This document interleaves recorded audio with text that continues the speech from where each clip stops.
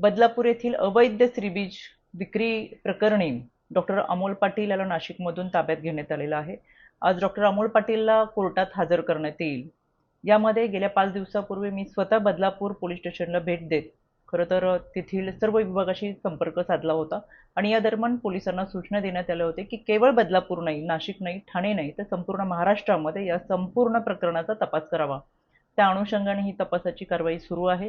यामध्ये बदलापूर पोलीस स्टेशनचे तपास अधिकारी राजेश गजल असतील हे अतिशय आणि त्यांची टीम अतिशय चांगल्या पद्धतीने तपास करत आहे। यामध्ये जळगाव मधून देखील एक आरोपी ताब्यात घेतलेला आहे, जो खोटे आधार कार्ड बनवून महिलांवरती ट्रीटमेंट करत असताना त्यांचा वापर करत होता।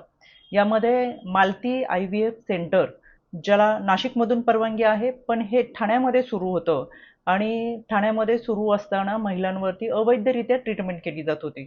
याच अनुषंगाने काही महिलांनी तक्रार दाखल केलेली आहे, पण ज्या महिलांनी अजूनही तक्रार दाखल केली नाही किंवा ज्यांना आपल्या ओळखीची भीती वाटतेय पण त्यांची ओळख ही पूर्ण गोपनीय ठेवली जाईल, त्यांनी पुढे येऊन राज्य महिला आयोगाकडे तक्रार दाखल करावी।